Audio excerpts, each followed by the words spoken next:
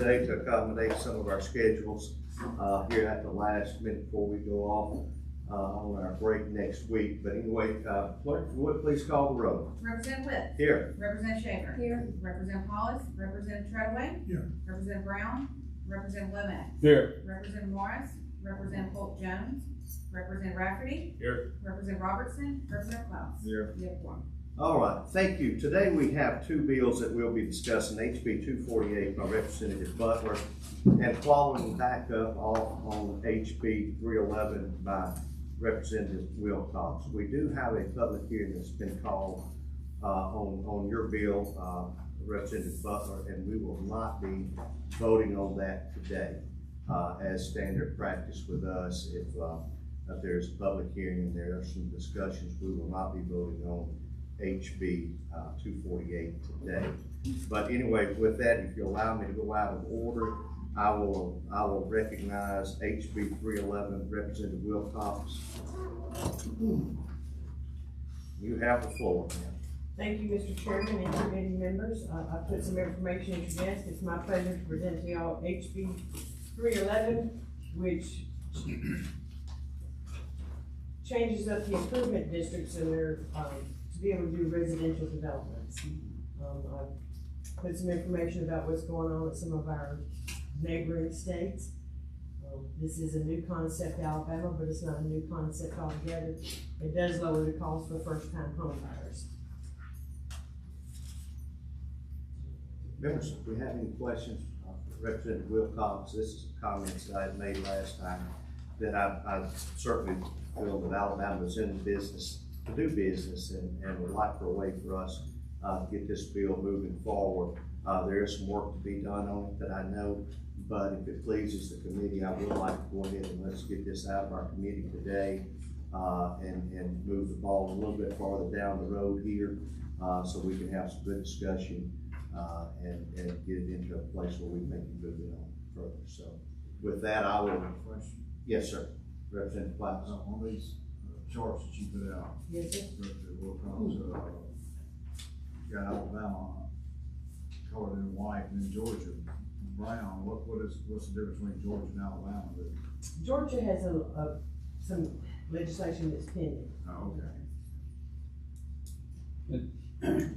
Representative, has anything in the bill changed since the public hearing we had? Yes, sir, thank you. That's a very good question. I should have elaborated on that. We have met extensively with the tax collection officials, and they're neutral on it because they do have respect for the County Commission Association, so they are neutral. But we incorporated over the break everything that they requested. They had a lot of real good input about the technicalities of what was in our bill and procedures. So we did make all of those modifications. And then Mr. Brasfield made some good recommendations about the interest rate. He did not want the government entity of this to be able to increase it beyond what was being charged by the developer for the bonds.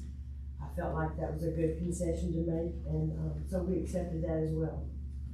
So that's in a nutshell. Can you think of anything else that we did? You are, Representative Wilcox, discussing the changes that has been provided to us within the sub, correct?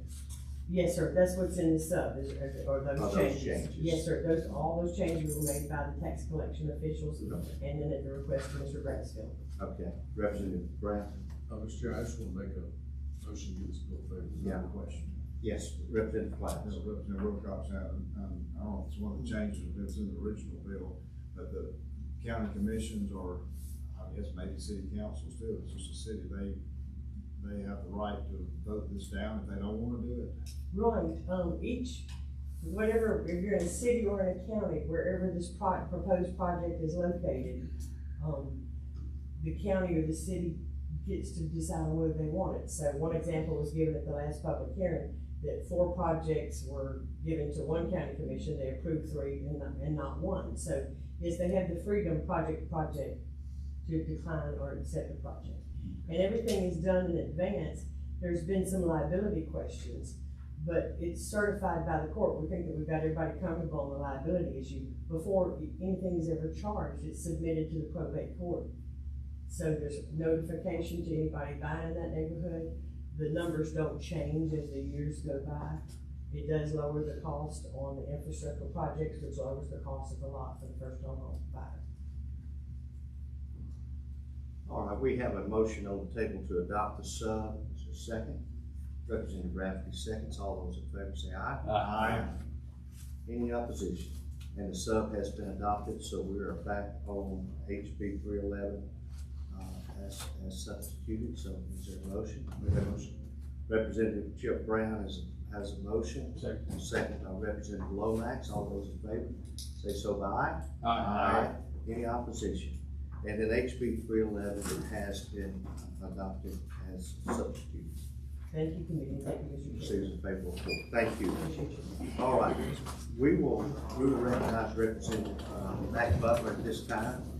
He will come up and give a discussion about HB 248. At which time, members, if we do have any questions, we'll ask Representative Butler at that time. Then we do have, as I understand, we do have speakers, is that right? Yes, two. We have. Supporting sign. Okay, we have two speakers on the supporting time. We will have them get up and they will have 3 minutes to speak at that time, okay? So Representative Butler, the floor is yours. Thank you, Mr. Chair and members. This is an area that somebody's probably been talking to you as well. People for several years have hit me up about this. I wasn't even sure if it actually geoengineering was happening, but I can assure you that it is. Some countries are doing it in the open, some are not. Because you'd ask people about it and they'd say it's not happening, but it actually is happening here in America. And this would just simply allow, we are a sovereign state, it would allow Alabama to dictate the policy to it. The bill I have just simply says, the bill would prohibit the dispersion of items into the atmosphere with the intention of affecting the weather. After going down this rabbit hole and introducing the bill and getting a lot of conversations going, learning what other states have done, which by the way, 25, 30 states right now are considering the same legislation, we realized we needed to add some teeth to it. So the substitute bill that I hope you will adopt adds the teeth to the bill. It sets up a procedure for citizens to report via website, email. It creates the Alabama Air Pollution Control Fund, and would be administered by ADEM. It allows them to keep and collect the funds. And this would also, make it a misdemeanor and put a $100,000 penalty to disperse items or apparatuses into the atmosphere to affect the weather. In researching this goes back about 80 years. That when a volcano would erupt and the ash would go up, you would have a tremendous cooling effect on the earth because you get the solar reflection. And so you got scientists thinking, hey, we could duplicate that. And so this has been going on as simply as global warming, as far as cloud seeding and different things going. And different items have been found in the stratosphere, aluminum and chemicals, that we don't really know what they're doing where. But this would just allow Alabama to have the policy in place to adopt it. So with that, I'm open for questions. Yeah, if you don't mind, I'll start with just a couple of questions I have. What is the difference between the contrails and chemtrails I've read about? Well, the way I understand it is a contrail is a condensation trail that literally is creating ice clouds. It's got the hot exhaust air. The chemtrails, I don't know if those exist or not, but that would be the intentional disbursement, adding, components into the air that would do whatever the effect is to modify the weather. But you'll notice we didn't mention either one. I noticed that as I was doing my research regarding this bill and weather modification, and I'm keenly aware of happening in Vietnam and things of that nature. Yes. So do we think that's happening today in Alabama? I don't know if it's happening in Alabama. It is happening. It's hard to get anybody on the record talking about it, but I have, since dropping this bill, I've been contacting people all over the United States. There are people that are in this business that do not support this legislation. Okay. One of the companies' name is actually Rainmaker, and by their own statistics that they sent me, they said they are successful 5 to 15% of the time.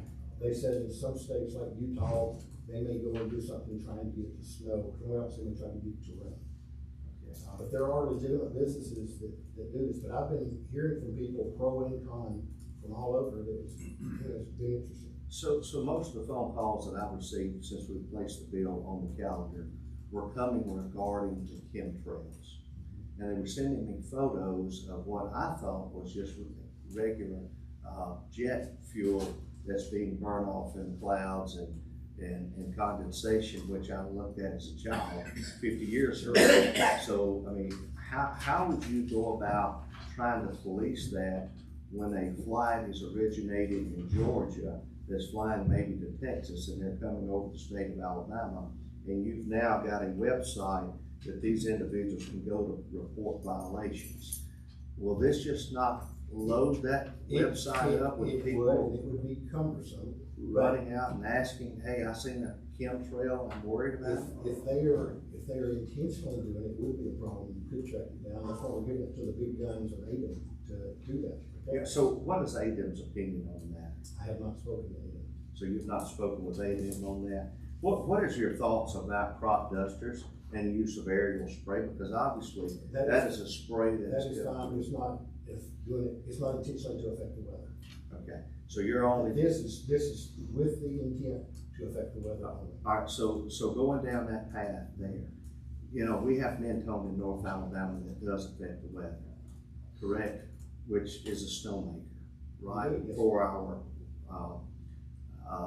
ski resorts and things of that across the state. Cloud Yeah, so we cloud mine, that's correct. We got a cabin. So as I read this bill, that outlaws the snowmaking and weather manipulation. I disagree with you, but if that's the case, we would amend it to make sure that. So what would you disagree with that, I guess? No, I'm saying, because that's not affecting the weather out there, they're making snow right Snow? now on the slope. When you're making snow, it actually is affecting the weather. Well, I'm turning dry ground into frozen ground, correct? we could easily amend that Okay, to carve that out for them, no problem. okay, And that's part of the conversation of the whole deal. okay, all right. And I'll certainly turn it over to other questions. Just Representative Treadwell, or Representative Rathman. Oh, I have many, but I'm gonna process all this before going into that. Thanks. I got a question. So you got a group that says they can change the weather and they're 5 to 15% successful? Yes, sir. Well, we call that a sun shower. They're claiming something Yeah, not happening. The name of that company is Rainmaker. They're out the west coast. Okay, selling them. And the only other question here is we made this a low level. It's a class B misdemeanor. But it's got to have the highest, fine that I've ever seen on any type of misdemeanor since I've been here, 100,000. Yeah, we looked. Where does that line up at? We looked at what Florida was doing. Okay, is that where that lines up? That it is progressing, and I don't know where it is today, it has passed maybe. And so when we started looking for teeth, because Tennessee passed this, and really got the conversation started, but theirs had absolutely no teeth. It's the same bill that I had right there, just saying it's legal. They quickly learned, and there's other states that you need to have some teeth in this. So that's where it came, and I looked at Florida on that. No, what's their amount? The 100,000. Oh, Florida has 100,000, okay. Yeah, we just basically copied what they're doing, and a number of states are doing this same deal. Where that conversation lands, if this committee passes it, I'm happily open to tweak it however you guys think, to get the conversation going, but basically it's just establishing that us, Alabama as a sovereign state, we have a policy to set for that. If you know the number, how many other states have similar legislation? Just curious. I think it's about 30. The geoengineering is taking off everywhere. You've probably got lots of emails about it on my house, even before I did this. Representative, is the federal government looking at this at all, Department of? I have not heard from them, but we feel certain that it's defense contractors that are mostly doing this and experimentation. There's a lot of stuff for global warming that I've found, but wasn't it Lyndon B. Johnson said he who controls the weather controls the world? So a lot of people would like to control it, and you can read about floods that were caused like back in Vietnam and doing some manipulation and that really caused some bad problems. There's all kinds of conspiracies. People have called me about, because I don't know if the North Carolina thing, but I've had people reach out to me and tell me that you can control hail, you can steer tornadoes, do different things. I don't know that you can do that, but if such is going to take place, whether it's a permitted system or whatever, we need to have the policy to protect our citizens. So that's where I'm at in bringing this. It'll be up to you guys to see what y'all think. Okay. Representative Brown. Representative Butler, so, I've read a lot about this, and you're right about the discussions going all the way back to Vietnam. I was just blown away when I saw that. Would this cover too, I remember back, the Beijing Olympics, watching the whole show about how they were shooting rockets to see the clouds, to make them go ahead and rain, so it didn't rain on Beijing or steer them in another direction. Would this cover that as well? Something coming from the ground? Absolutely, yeah, he will. Unless we carved it out some way. Because that's what some people had proposed, and that's from some of these companies that are wanting to do this.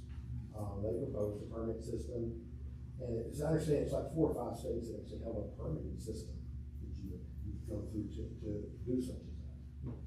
I think Utah was one of the ones, so I can see in the snow industry that they might do that. But this would just, like I said, about the policy, but there are some countries that are doing it in the open, but most of it, I didn't think this really existed until I went down the rabbit hole, finding out all that information. It's pretty amazing. The rabbit hole is scary. The solar reflection with the global warming seems to be something that a lot of people are working on. You're trying to create the clouds for such. And even the chemtrails, the contrails, even those do that same thing, in the reflection, just with anything that you do up there with, because clouds do.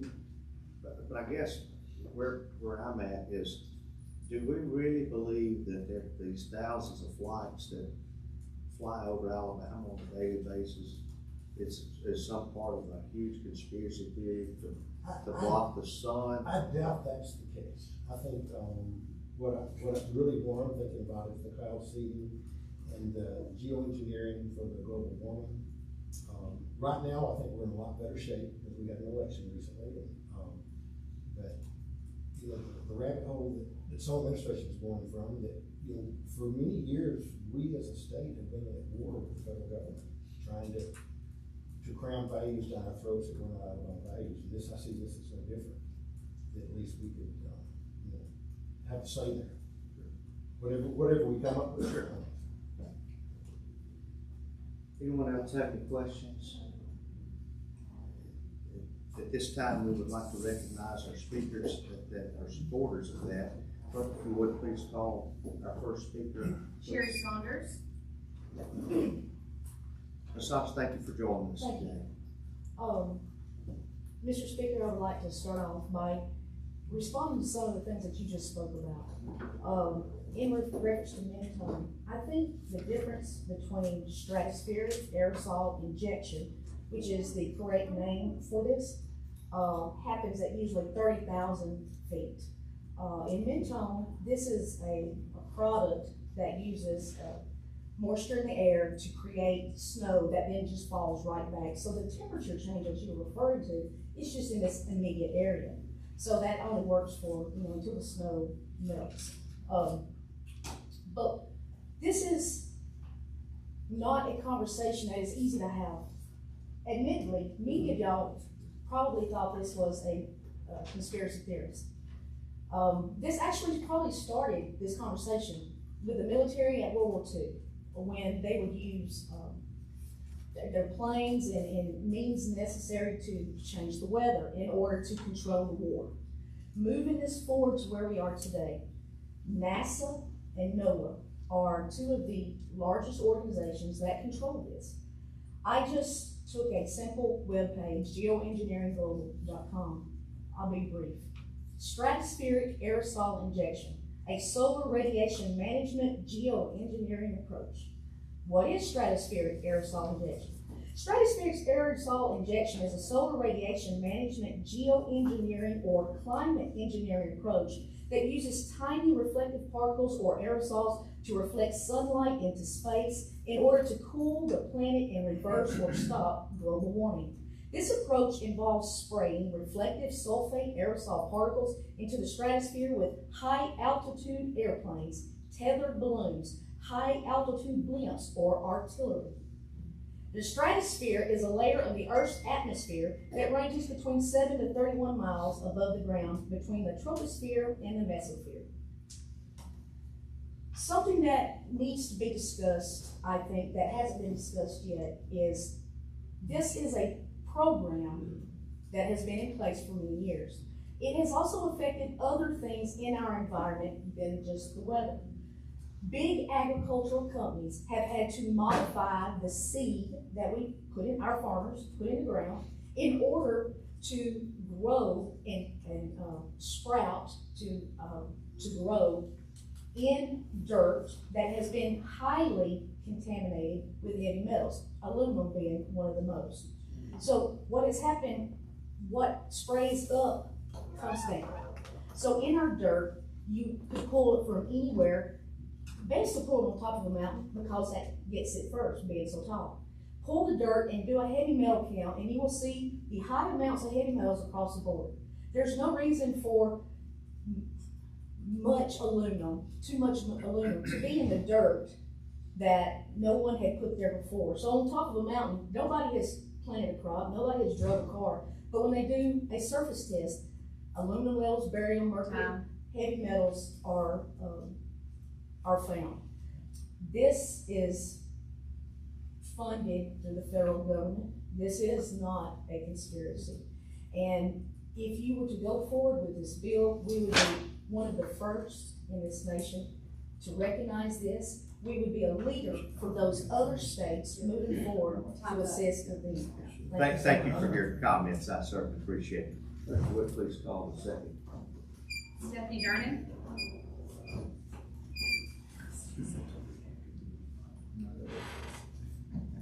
Good afternoon, Mr. Chair and members. My name is Stephanie Jernan. I'm the Director of Health Freedom Alabama. I'm here to support House Bill 248, which will protect Alabama skies from reckless weather modification and geoengineering.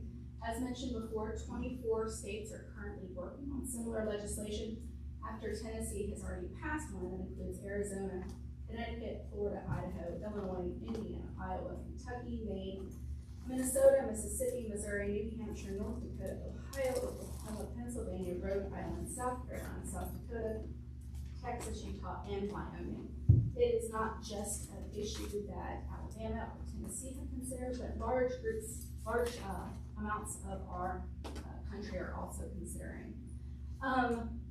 This bill is not just based on speculation, it's based on federal admissions that weather modification programs are real, ongoing, and largely unregulated.